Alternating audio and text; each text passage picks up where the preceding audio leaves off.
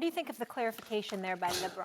I have no problem with the clarification. I think that he was being incredibly politically correct, yet articulate and astute in his analysis of the situation, and I get where he's coming from. LeBron James is a basketball player, and even though he's got the shop on HBO and various other things, there's certain things that he could say but wouldn't necessarily be advisable for him to say, nor any of those other guys, so I'm going to do it for them. Being a young black man, people assume when you are a marquee athlete that you should be grateful for what you have and more appreciative for what you have, as opposed to treating you as if you are someone who has earned what you have achieved, whether it's riches and fame, wealth, whatever the case may be. It is very, very few people in our society, at least from an optics perspective, that view the modern-day professional athletes, specifically in the sports of the NBA and the NFL, where a vast majority of them are black. There are very few people that look at them and say, wow, way to go, you earned it. They are looked upon as individuals who should be grateful and thankful for what they have earned. So when they do anything to flex their muscle, to show their resolve, their influence, their power or whatsoever, when it comes to deals, forcing your way out of a situation or what have you, they are viewed with negativity. They are viewed as people who are unappreciative and ungrateful for the position that they are in. And what LeBron James was saying last night was, that's cool. Just do it with the executives and the teams as well. Don't sit up there and say it's just business with them. But when it comes to us, we are pariahs because we're selfish and ungrateful and not appreciative of something that we have earned. These are the kind of things that black athletes have been telling me for the better part of 2 decades. They speak about it religiously. They know that saying so publicly will get in the way of their brands. It will compromise their ability to monetize themselves more exponentially than they already have. And it's just not worth it just to say something for 10, 15 seconds or a minute or whatever the case may be to most of them. That's why they look at folks like myself and others, and they're like, what you gonna do? This is your job. You just gonna sit there and you're gonna be quiet? You ain't gonna tell it like it is? And that's why they challenge us to say something like that. And I assure you, that if I was in an arena, that's exactly what they would have challenged me to say this morning. There's no denying or knowing exactly the extent to which race plays a part in this, but this is the kind of primary,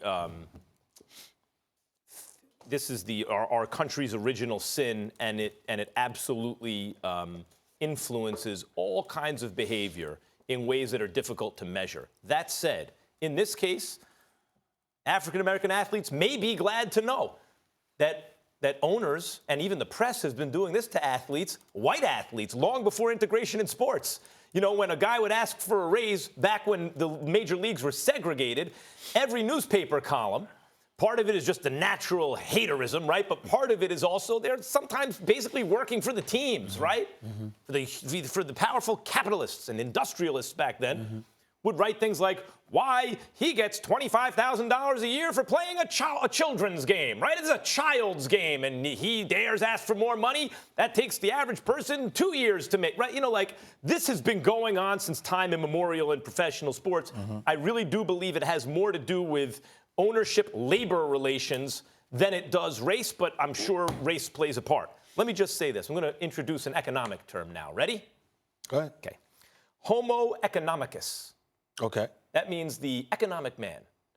Or you can call him the rational man. You're really expanding my vocabulary. Hey. I just want you to know that. Or the rational man. It's a I If appreciate it. only he was there before my SATs. Imagine how I could have done. No, I appreciate it. It's an economic concept about the ideal person interacting in a marketplace. Okay. That they always make the rational choice based on their best self-interest, the thing that would give them the most satisfaction, et cetera. That's not the way human beings work. But it is a premise that we accept, right? That it is rational for parties to be self-interested. That's what LeBron James is saying. It is he is 100% right about this. He's homo this part economicus? he's saying everyone is, or like we accept that idea that parties behave self-interestedly. That means players and teams, and he's simply pointing out when teams behave in a self-interested manner, No problem. When players do it, they're jerks. He's right. This is uncontroversial. Yeah, you are right in what you're saying, but I don't think that was his point. And the reason why is because as black folks, particularly the black athlete, you are treated differently. I'll give you an example. Let me put it to you this way. In the black community, we have a saying. When white folks catch a cold, black folks catch pneumonia. No matter what situation that you can grasp and you can correlate it to our experiences, what we would come back with is we know, but it's significantly more worse for us than it would ever be for you. So in other words, you can come to me from anybody from the athlete in the 1920s to the 30s, 40s, 50s, or whatever, and how the white athlete was stigmatized in a certain way by owners who had influence with the media and what have you, that treated athletes like pariahs if they didn't capitulate to their wishes, et cetera, et cetera. But what the black athlete is saying is that it's considerably worse for us, and it has been. And when you combine that with the fact that particularly in the sport of football and basketball, there's a large level of negativity attached to these guys, more so than exists in other sports, and those sports are predominantly black, it speaks to a plight that we face every single day, and there's the challenges that come with it, and that's what, to me, LeBron was alluding to.